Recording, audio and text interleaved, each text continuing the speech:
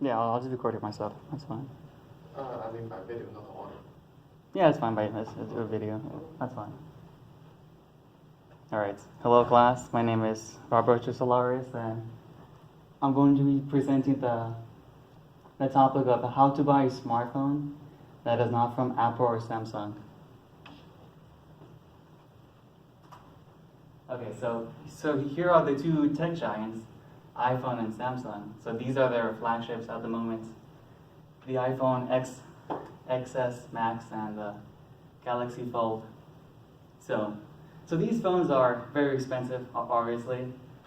I mean, Apple and Samsung, they keep their prices very high, but they do deliver a high quality product in return. So you can't be mad about that. But what if I was to say if there exist other phones that could match their potential, and you didn't have to pay the full $1,000 price tag? So that is the topic I'm introducing. The idea of buying something cheap that is also good or can be on par to the iPhone or Samsung. Like for example, you might come across life where you have to be on a budget, you're limited in resources, and you need a phone to last you a while, and the price tag for the iPhone and Samsung, they're pretty high. So I'm going to bring some awareness to some good value phones that won't break the bank and that will deliver a promising experience. Like these, for example. These are some of the phones that also work just as well as the two top competitors. I should also mention that I know that Apple and Samsung do deliver the best quality in smartphones, but sometimes the consumer, they really need just one necessary component to work better than the rest. Like, for example, some of us might use the Snapchat app more often than listening to music, or we play games on our phones more often, or we use our phones for a long period of time. And I like to mention these four categories as having a good camera, a good battery size, a quality audio jack, and the final tier will be the display, a high quality display.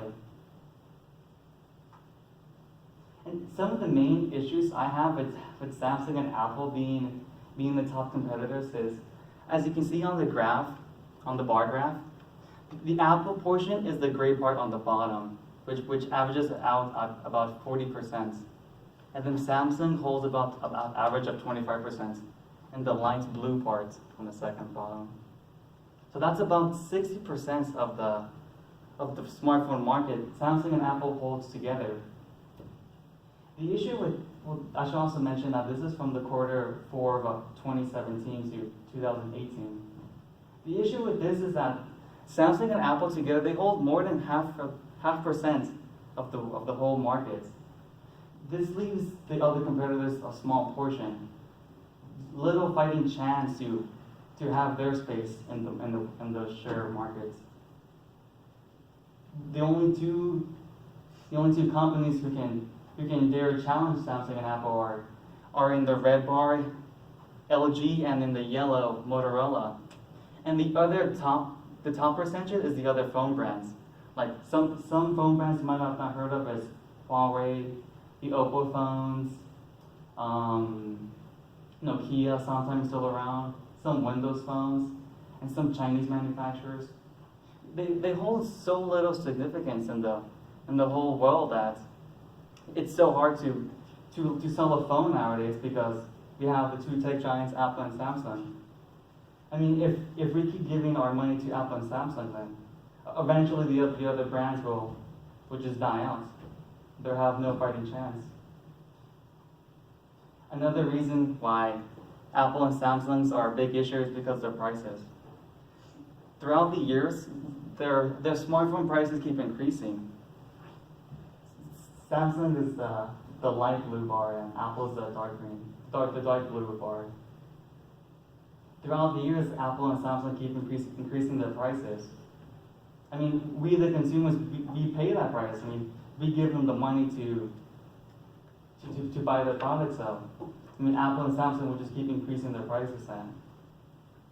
If we keep giving them the money, they'll just keep going up, and you need to show them that, you need to prove to them that if they keep increasing their prices, we're going to step away as the consumer and tell them that, hey, I know that you guys like making money, but if you guys keep increasing the prices, we're not going to keep buying your phones. So the solution I want to present is what I mentioned before, that the good phones are getting cheap and cheap phones are getting good. We need to be thinking about the budget phones, the other phones we would not usually consider.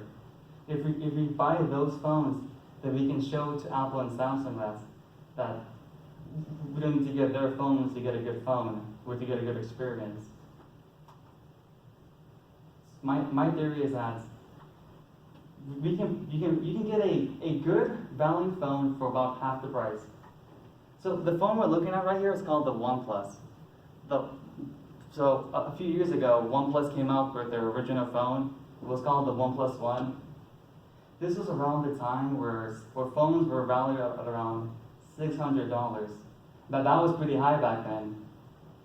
And when OnePlus came out, they came out with their first phone, the OnePlus One, which was groundbreaking because it introduced a high performance phone for about half the price. And that just shook up the whole market.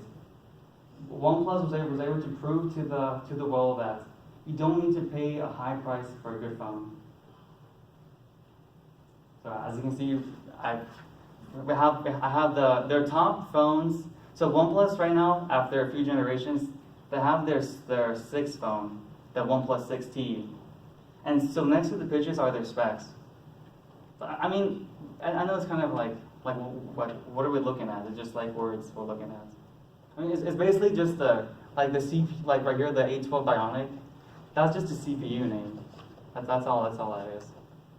And I just want to mention that the RAM size, they're pretty similar, and also the battery size.